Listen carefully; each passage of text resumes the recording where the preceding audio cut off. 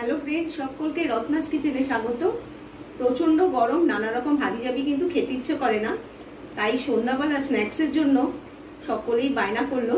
গরমের মধ্যে কখনোই বেরোতে ইচ্ছা করে না, তো যাই হোক ঘরেই কিন্তু আজকে আমি বানিয়ে ফেললাম পনির চিজ পরোটা। তো কীভাবে বানাবো, একটুখানি অন্যরকম ভাবে বানাবো, পুরো ভিডিওটা অবশ্যই দেখতে হবে। খুবই সিম্পল, অথচ আমি পনির গ্রেট করে নিয়েছি গোলমরিচের গুঁড়ো, আর নিয়েছি চিলি গার্লিক সস, নিয়েছি সামান্য নুন, আর মেখে রাখা ময়দা, মানে একটা লেচির মতন ময়দা, আর একটা চিজের পাতা, আর নুন। একটা লেচি নিয়েছি, তার মধ্যে একটুখানি পনির দিয়ে দেবো, 1 চামচের মতন গ্রেট করা পনির। এই ময়দাটা দিয়ে দিচ্ছি, সামান্য একটু নুন দিচ্ছি, সামান্য একটুখানি নুন দিচ্ছি, আর দিয়ে দিচ্ছি একটুখানি garlic sauce, chilli garlic sauce, এটাও দিয়ে দিচ্ছে, খুব ভালো লাগে।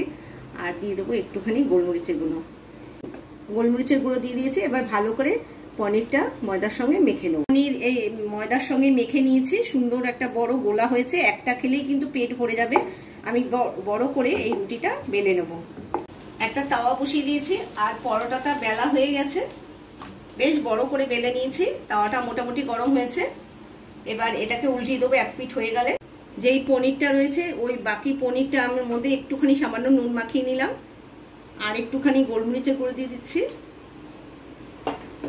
স্বাদটা কিন্তু মানে ঝালটা সাধারণত বড়রা যদি খায় তাহলে এরকম ঝাল দেওয়াই যেতে পারে। যাই হোক, রুটিটা মোটামুটি মানে হয়ে গেছে, এক পিঠ প্রায় হয়ে গেছে। এবার উল্টিয়ে দিয়েছি, এক পিঠ মোটামুটি হয়ে গেছে, আর এক পিঠ হয়ে গেছে, 2 পিঠই প্রায় হয়ে গেছে। এবার দিয়ে দিচ্ছি পনিরটা এর মধ্যে দিয়ে দিচ্ছি।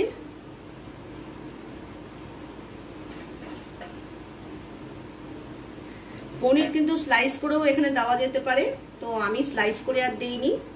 আর একটুখানি গার্লিক চিলি সসটা দিয়ে দিচ্ছি। বন্ধুরা, এইটা একবার ব্যবহার করে দেখবেন, ভীষণ একটা ভালো সস। এবার দিয়ে দিচ্ছি চিজ, সবথেকে বাচ্চাদের লোভনীয় একটা জিনিস, চিজ দিয়ে দিচ্ছি। এবার এটাকে একটুখানি ভাজ করে দেবো, অল্প একটুখানি তেল দিয়ে এটাকে একটু ফ্রাই করে নেবো। অল্প একটু তেল দিয়ে ফ্রাই করে নেবো, হেলদিও হলো অথচ খেতেও বেশ টেস্টি হলো। আঁচটাকে জোর করে দিয়ে এপিট ওপিট করে এটাকে ফ্রাই করে নেবো। আরেক পিঠ উল্টিয়ে দিলাম, বেশ সুন্দর লাগছে কিন্তু দেখতে। কোনো গেস্ট আসলেও কিন্তু চটপট কিন্তু এরকম ভাবে বানিয়ে দেওয়া যায়। একটুখানি সামান্য সস দিয়ে কিন্তু খাওয়া যেতে পারে, বা শুধুও খাওয়া যেতে পারে, আর কিচ্ছু লাগে না। মোটামুটি সব হয়ে গেছে, এবার নামিয়ে পরিবেশন করে দেখাচ্ছি।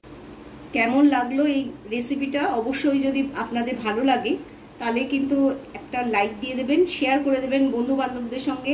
আমার চ্যানেলের সঙ্গে থাকতে অবশ্যই রত্নাস কিচেনকে ফলো করুন, আর সাবস্ক্রাইব করতে ভুলবেন না। যারা পাশে থাকেন তারা অবশ্যই থাকবেন, আর যারা থাকছেন না প্লিজ আমার পাশে থাকুন, আমাকে এগিয়ে নিয়ে যেতে সাহায্য করুন। ভালো থাকবেন, সুস্থ থাকবেন, বাই।